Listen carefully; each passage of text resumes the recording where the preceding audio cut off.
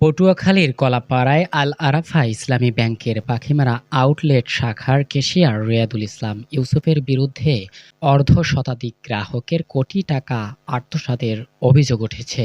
ভুক্তভোগী গ্রাহকরা ব্যাংকের সামনে জড়ো হয়ে বিক্ষোভ কর্মসূচি পালন করেছেন।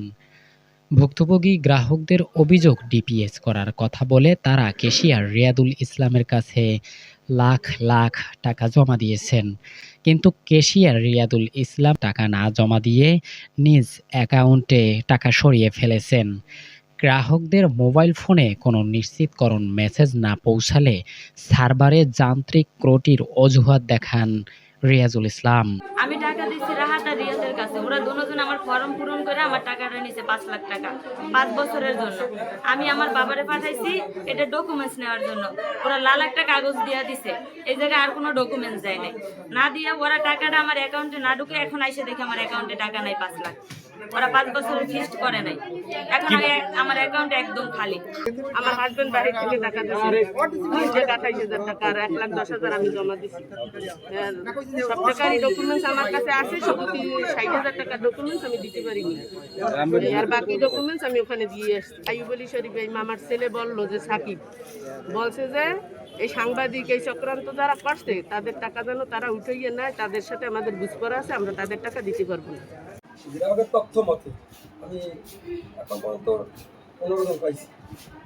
15 জন পাইছি। এই টাকাগুলা অ্যাকাউন্টে জমা না দিয়া তার ব্যাংক অ্যাকাউন্টে জমা দিছে এবং গ্রাহককে বুঝাইতেছে সার্ভার সমস্যা, পরবর্তীতে মেসেজ যাই। কিন্তু দেখা গেছে এক একজনের মেসেজ 1 বছর 2 বছরও যায় নাই, কিন্তু তারা কখনো কোনো অভিযোগও দায়ের করেনি কারো কাছে। আর 2000-এর নিচে অ্যাকাউন্ট আছে।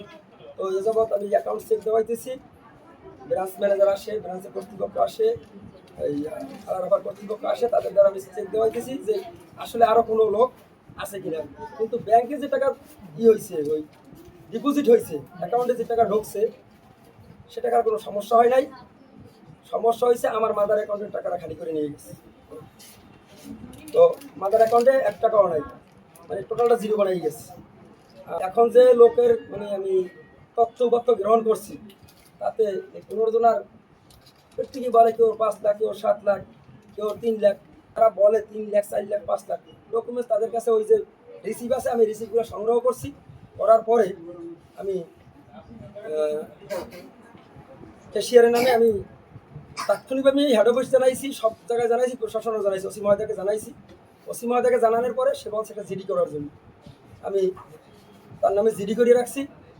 আমি গ্রাহকদেরকে যারা উপস্থিত আছে এখানে সবাইকে গতকালকে উদ্দেশ্য করে বলছি যে আপনারা যে কয়জন পাইছি এখন আরও দেখি আমার টোটাল অ্যাকাউন্টগুলো আমি সবাইকে ফোন দিয়ে আনতেছি।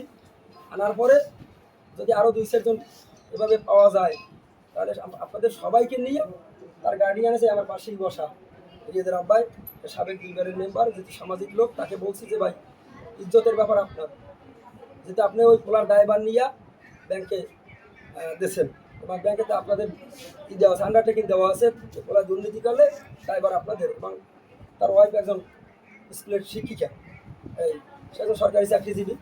সেও বলছে যে ভাই আমাদের মান সম্মান আছে, আমরা দেন কতজন গ্রাহক হয়, তারপর যদি বের হয়ে আসে তারপর সত্যমিথ্যা ওই সময় যাচাই করবো। অবশ্যই কেউ যদি 5 লাখ বলে সে সম্পূর্ণ মিথ্যা বলে না, অবশ্যই সে 2 লাখ কইলেও পাইনি।